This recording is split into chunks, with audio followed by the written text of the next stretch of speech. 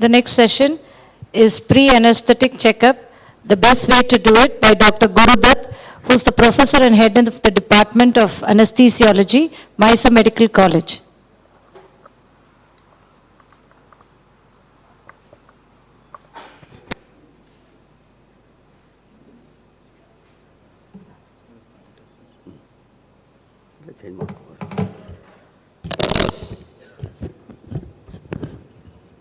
First of all, I would like to thank Dr. Balavenkat and his team for inviting me for this refresher course of Ganga Hospital.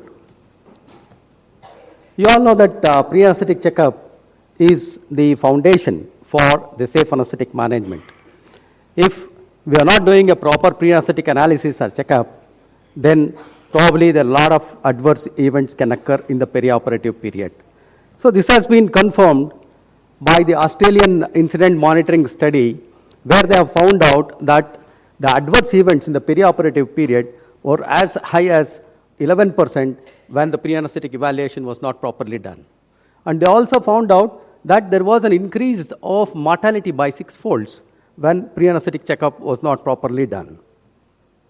Now, what are the aims of pre-anesthetic evaluation? So the main aim of pre-anesthetic evaluation, you all know that many of the patients may have comorbid conditions. We don't have to think that all the patients are in ASA class 1.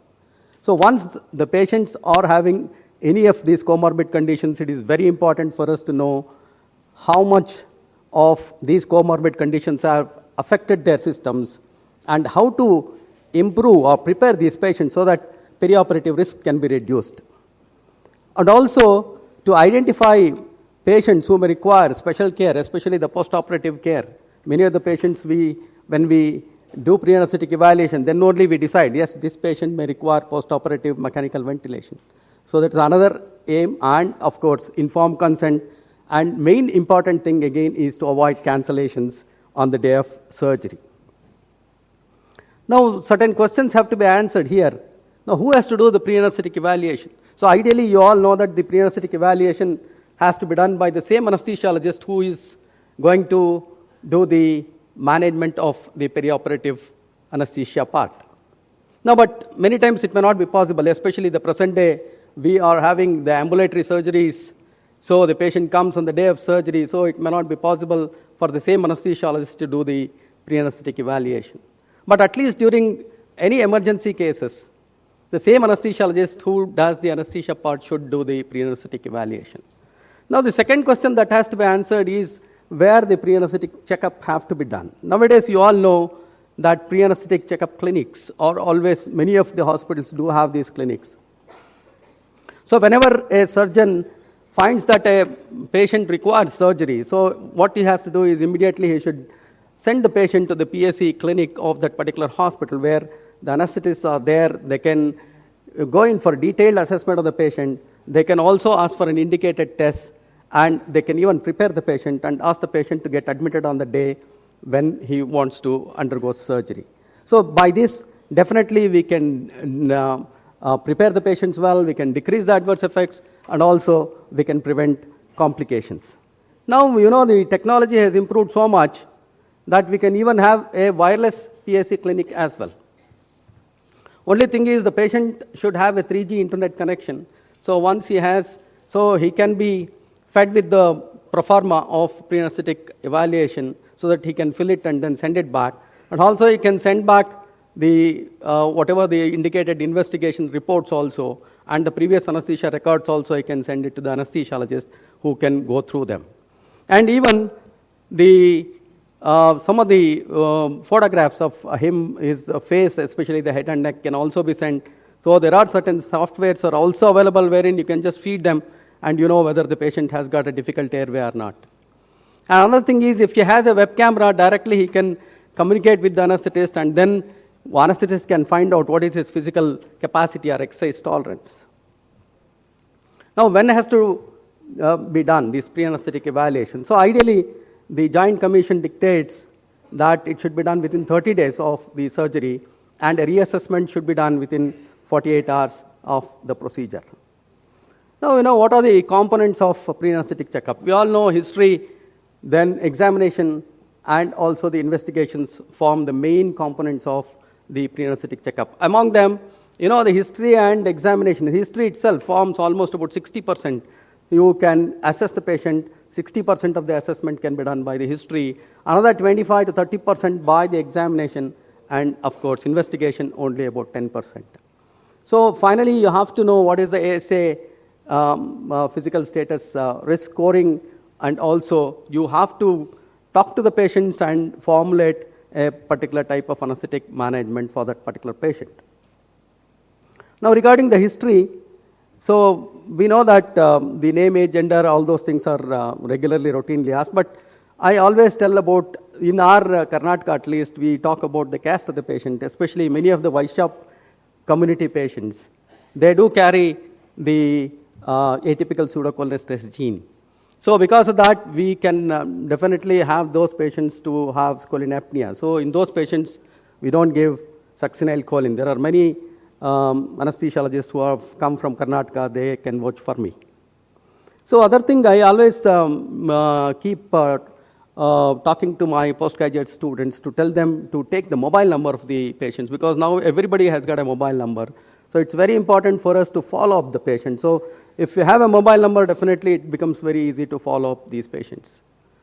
So the next thing in the history is indication for surgery, especially if the surgery is an emergency surgery. We know, suppose an abdominal perforation is there, we know that the patient may also have dehydration, he may have electrolyte imbalance, we may have to correct, and also he'll have a full stomach. The problem of the rapid sequence induction is always there. We'll have to think about that. So then the medical diseases coexisting, definitely, especially the diabetes, hypertension are so common. The end organ damage you have to assess. So once we assess the end organ damage, so we have to take a lot of precautions to prepare these patients so that the perioperative adverse events can be reduced. Then the functional capacity, we all know that the AHA guidelines say if the functional capacity is more than 4 metabolic equivalents, so even a major surgery or an intermediate surgery, you need not have to do many of the investigations, you can accept the patient.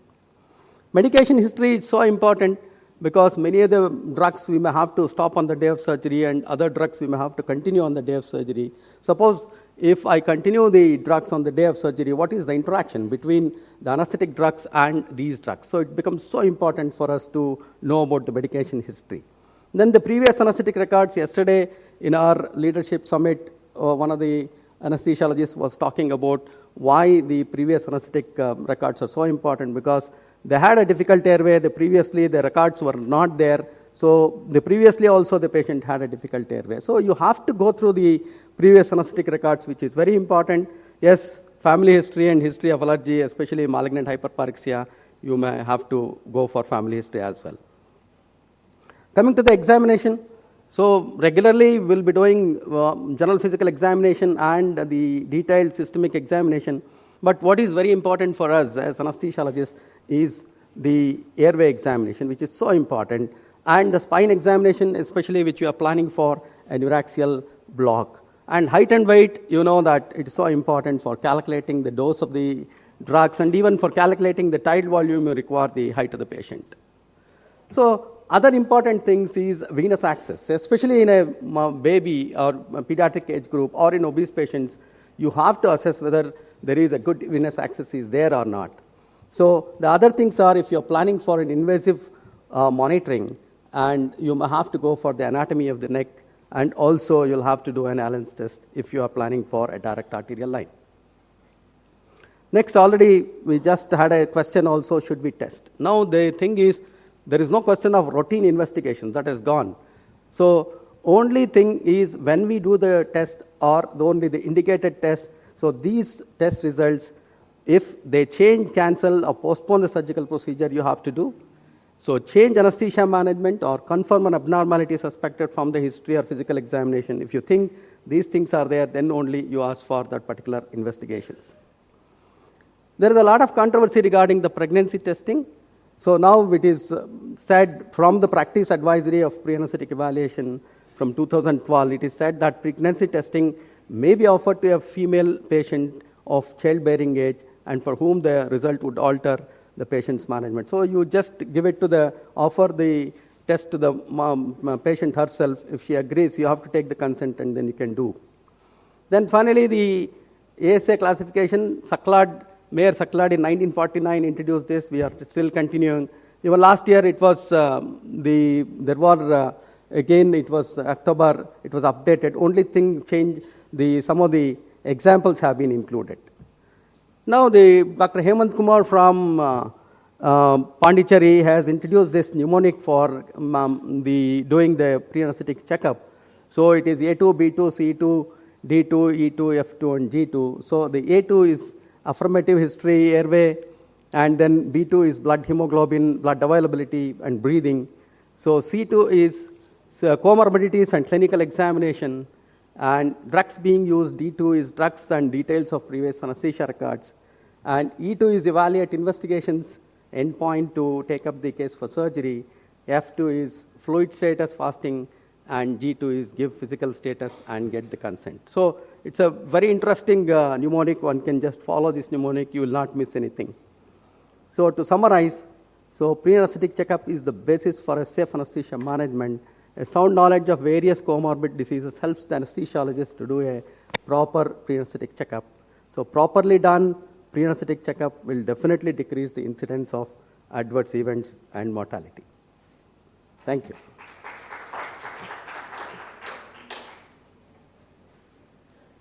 Any questions? Still we have 1 minute.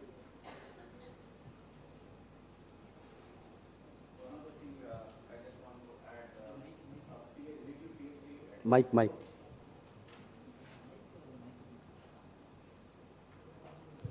You said about review PAC before 48 hours, but doing obstetric anesthesia, review PAC has to be done before surgery because airway changes in pregnant women every trimester and even during labor.